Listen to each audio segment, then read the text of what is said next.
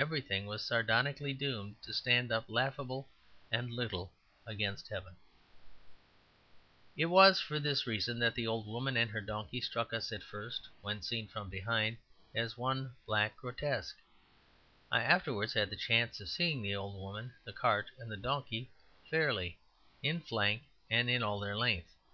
I saw the old woman and the donkey passant as they might have appeared heraldically on the shield of some heroic family. I saw the old woman and the donkey dignified, decorative, and flat, as they might have marched across the Elgin marbles. Seen thus under an equal light, there was nothing especially ugly about them. The cart was long and sufficiently comfortable. The donkey was stolid and sufficiently respectable. The old woman was lean but sufficiently strong, and even smiling in a sour, rustic manner. But seen from behind they looked like one black monstrous animal. The dark donkey cars seemed like dreadful wings, and the tall dark back of the woman, erect like a tree, seemed to grow taller and taller till one could almost scream. Then we went by her with a blasting roar like a railway train, and fled from her over the brow of the hill to my friend's home. There we paused only for my friend to stock the car with some kind of picnic paraphernalia, and so started again, as it happened, by the way we had come. Thus it fell that we went shattering down that short, sharp hill again before the poor old woman and her donkey had managed to crawl to the top of it. And seeing them under a different light, I saw them very differently. Black against the sun they had seemed comic, but bright against the greenwood and grey cloud they were not comic but tragic. For there are not a few things that seem fantastic in the twilight, and in the sunlight are sad. I saw that she had a grand, gaunt mask of ancient honour and endurance, and wide eyes sharpened to two shining points, as if looking for that small hope on the horizon of human life. I also saw that her cart contained carrots. "Don't you feel, broadly speaking, a beast," I asked my friend, "when you go so easily and so fast?" For we had crashed by so that the crazy cart must have thrilled in every stick of it. My friend was a good man, and said, "Yes, but I don't think it would do her any good if I went slower."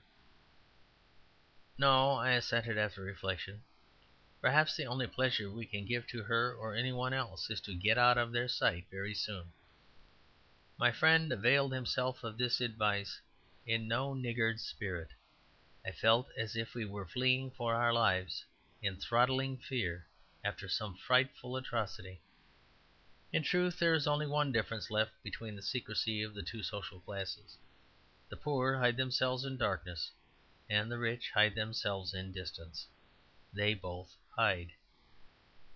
As we shot like a lost boat over a cataract down into a whirlpool of white roads far below, I saw afar a black dot crawling like an insect. I looked again. I could hardly believe it. There was the slow old woman with her slow old donkey still toiling along the main road. I asked my friend to slacken, but when he said of the car, "She's wanting to go," I knew it was all up with him. For when you have called a thing female, you have yielded to it utterly.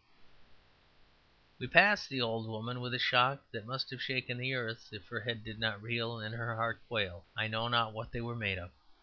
And when we had fled perilously on in the gathering dark, spurning hamlets behind us, I suddenly called out, "Why, what asses we are! Why, it is she that is brave, she and the donkey. We are safe enough. We are artillery and plate armour, and she stands up to us with matchwood and a snail.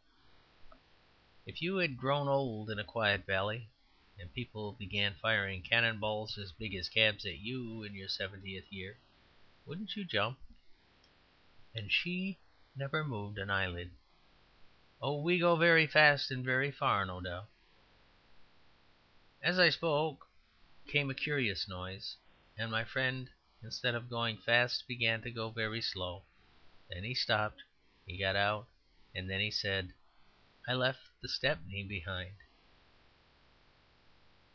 The grey moths came out of the wood, and the yellow stars came out to crown it, as my friend, with the lucidity of despair, explained to me on the soundest scientific principles, of course, that nothing would be any good at all.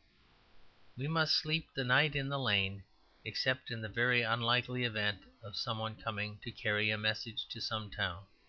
Twice I thought I heard some tiny sound of such approach, and it died away like wind in the trees, and the motorist was already asleep when I heard it renewed and realized something certainly was approaching. I ran up to the road, and there it was. Yes, it and she. Thrice had she come, once comic and once tragic and once heroic.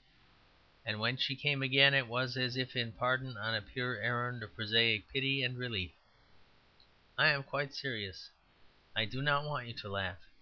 It is not the first time a donkey has been received seriously, nor one riding a donkey with respect. The end of chapters 25 through 27.